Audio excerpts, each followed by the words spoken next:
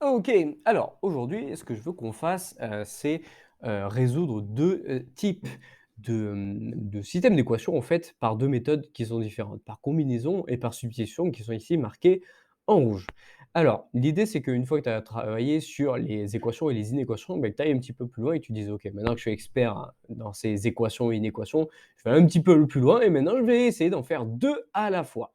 Donc voilà, ça se schématise de cette façon-là. Dans le centre 3, tu vois x plus y est égal à 4 et en dessous 2x plus 3y est égal à 7 avec une accolade sur la gauche. Et l'idée, c'est qu'on va faire un système où on va imbriquer tout le temps ces deux équations-là et on va essayer de trouver deux inconnus, un x et un y ici. Donc, deux méthodes à connaître, d'accord, par combinaison ou par substitution. Il y a des exercices qui vont te demander de faire que par combinaison, d'autres que par substitution, ou des fois, on va te donner ben voilà, aucune indication spécifique. Donc, ça va être à toi de voir laquelle est la plus adaptée, laquelle tu préfères, laquelle te semble la plus simple pour résoudre le système. Donc, ce que je te propose, eh ben, c'est de le faire hein, en live, hein, on le fait en même temps. J'écris exercice numéro 103. On va réécrire d'abord le premier système, x plus y est égal à 4. Tac. Et en dessous, on va mettre 2x plus 3y est égal à 7. Hop, on met une belle accolade. Et l'idée, ça va être de se dire par combinaison, comment je fais pour passer de la première ligne à la deuxième et de faire un calcul qui me permette soit d'enlever les x, soit les y. Disons par exemple qu'on veuille enlever les x. Comment on peut, par exemple, multiplier la première ligne pour ensuite faire une addition ou une soustraction entre la première ligne et la deuxième ligne pour arriver à enlever les x. Voilà, ça paraît un petit peu brouillon pour le moment. Moi, ce que je te propose en tout cas, c'est de marquer L1 ici et L2 ici, d'accord? Pour schématiser et pour dire en fait à ton correcteur au bout de ta ligne à chaque fois qu'est-ce que tu vas faire. Voilà, je te donne un exemple. Ce que je vais commencer par faire, c'est prendre ma première ligne et tout multiplier par 2. D'accord? C'est-à-dire qu'au bout de ma ligne, je vais marquer L1 fois 2. Et quand je fais fois 2, je multiplie toute la ligne, même ce qu'il y a après le égal. Donc x fois 2, ça fait 2x, plus 2y est égal à 8. Et je réécris ma deuxième ligne que je n'ai pas encore touchée. Une fois que j'ai fait ça, je me dis: «OK, j'ai le même nombre de x sur ma première ligne et deuxième ligne. Comment je fais maintenant pour faire disparaître ces x?» Et bien maintenant, ce que j'ai tout à fait le droit de faire, c'est faire L1 moins L2, ma première ligne moins ma deuxième. Ce qui fait qu'on fait 2x moins 2x, il n'y a plus rien.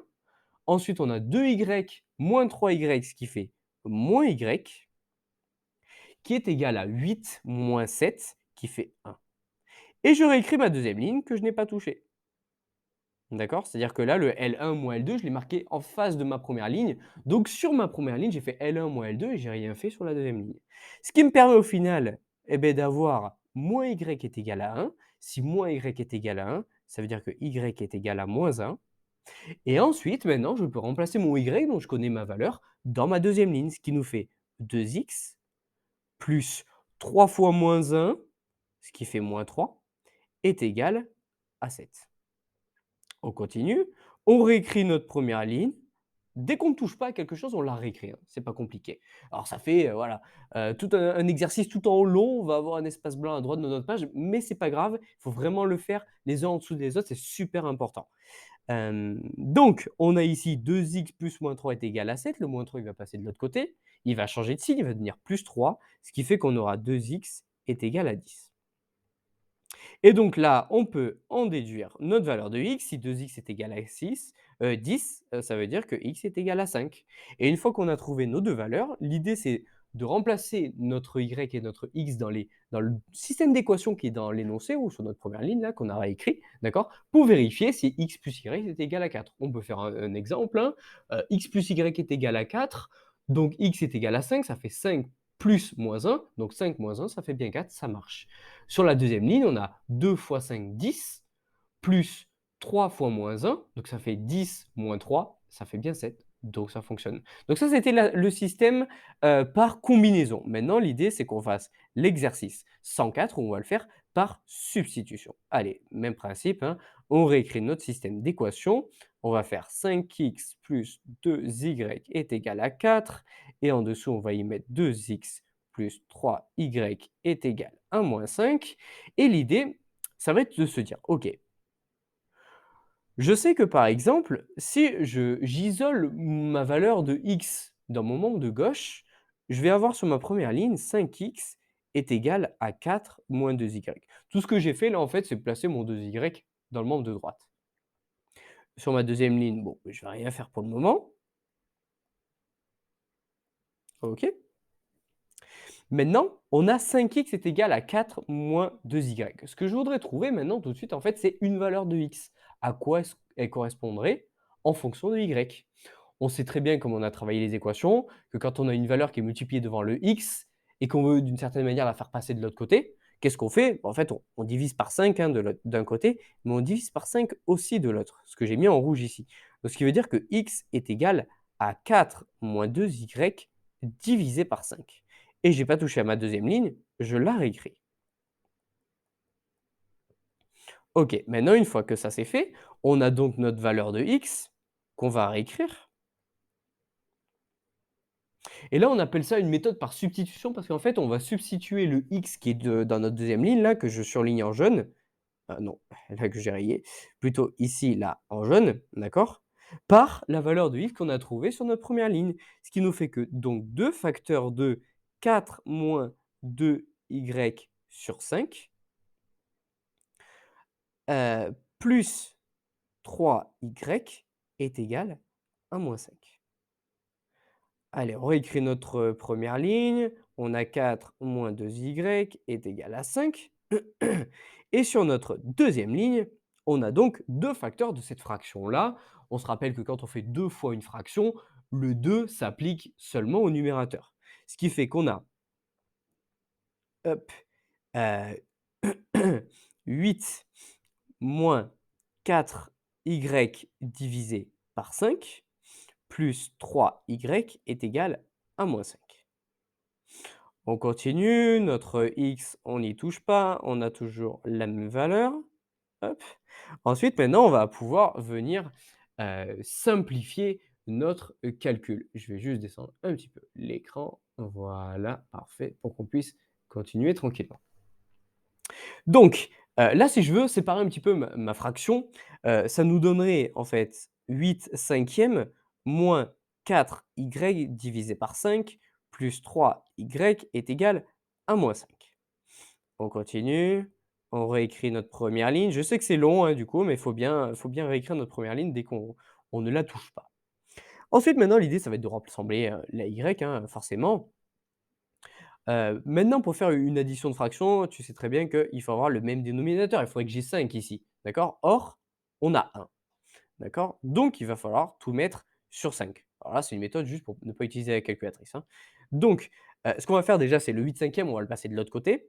On va avoir au bout moins 5 moins 8 cinquièmes. Et donc, ce qu'on va faire, c'est qu'on va mettre tout sur sur le même dénominateur. Donc on va multiplier cette fraction-là que je surligne en jaune par 5, d'accord? Pour avoir quelque chose divisé par 5. Donc 3 fois 5, ça fait 15. Donc on va avoir moins 4y, hem, plus 15, pardon. Et donc 15 moins 4 fait 11, ce qui fait qu'on a 11 y sur 5 est égal à moins 5 moins 8 cinquièmes. OK.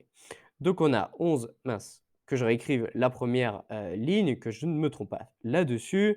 On a x est égal à 4 moins 2y sur 5. 11y sur 5 est égal donc à moins 5 sur moins 8. On refait le même principe et ici on a divisé par 1. On va tout mettre sur 5, donc on va multiplier la première fraction par 5, ce qui fait moins 5 fois 5, ce qui fait donc moins 25 sur 5 moins 8 cinquièmes. On réécrit toujours notre première ligne. Et donc on a 11y sur 5 est égal à moins 25 moins 8, ce qui nous fait, pardon, moins 33 cinquièmes. OK. Allez, on y arrive. Je descends encore une fois l'écran. Tac. J'espère que tu suis, hein, n'hésite pas au fur et à mesure si tu as des questions, tu mets sur pause. X est égal à 4 moins 2y sur 5. Et alors là, du coup, l'idée, c'est que le y, il va falloir qu'on trouve sa valeur. Mais on a le 11 cinquième là qui est devant, que j'ai surligné en jaune. Quand on veut faire passer une fraction de l'autre côté, ça va donner une fraction divisée par une autre fraction. Et l'idée, c'est qu'on va essayer de transformer cette fraction par une multiplication. Je te l'écris histoire que tu vois ce que je veux faire. On a moins 33 cinquièmes divisé par 11 cinquièmes, ce qui fait une grande fraction. Et au final, l'idée, en fait, c'est de transformer ça de la sorte. C'est-à-dire qu'on va remettre moins 33 cinquièmes multiplié par, et en fait, on va faire l'inverse de notre dénominateur. On va échanger le 11 et le 5, ce qui va faire 5 sur 11. OK. On a x est égal à 4 moins 2y sur 5 et donc y est égal à, alors là, je vais juste prendre la calculatrice très rapidement, histoire d'aller un petit peu plus vite. 33 fois 5, mince, 33 fois 5, ce qui nous fait 165. Donc on a moins 165 sur 55. 165 55e, on peut le réduire à 3. Enfin, à moins 3 du coup, comme on avait un moins. OK, on a trouvé donc notre valeur de y. Maintenant qu'on a trouvé notre valeur de y, eh bien, on va pouvoir en déduire la valeur de x. Donc, maintenant, ce qu'on va faire, c'est qu'on va systématiquement écrire notre deuxième ligne qui est y est égal à moins 3. Et x, on va pouvoir en déduire sa valeur. Donc, on a 4 moins 2, alors s'il veut bien marcher, moins 2 fois, eh bien, non, il ne veut plus, fois moins 3, divisé par 5. Donc on a en dessous x est égal à 2 fois moins 3, moins 6, 4 moins moins 6. Attention, ici je mets des parenthèses, hein, on ne se trompe pas sur le signe, d'accord? Donc je disais 2 fois moins 3 qui fait moins 6, 4 moins moins 6, ça fait 10 sur 5, d'accord? Ce qui est égal à 2 et y est égal à moins 3. Alors je sais que du coup ça fait quelque chose de long, c'est peut-être pas l'exercice le plus adapté, mais comme ça m'aura permis en fait de te donner les 2 méthodes possibles. Donc on a trouvé 2 pour x et y pour moins 3. Maintenant l'idée ça va être de remonter sur notre calcul de départ. On a dit donc que x c'est 2, y c'est moins 3, je vais juste le réécrire à côté. Hop, x est égal à 2, y est égal à moins 3. Et on va faire le calcul hein, pour tester. X, c'est 2, donc ça fait 5 fois 2, 10. Plus 2 fois moins 3, ça fait 6. 10 moins 6, ça fait bien 4, ça marche. 2x plus 3y est égal à moins 5. On fait donc 2 fois 2, 4. Plus 3 fois 3, moins 9. 4 moins 9, ça fait bien moins 5. Ça fonctionne. Voilà un petit peu comment on fait du coup pour résoudre un système d'équations à la fois par substitution pardon, et par combinaison. La vidéo est longue, je sais, j'en suis bien conscient, mais je pense que c'est nécessaire pour que tout soit clair. N'hésite pas si tu as des questions.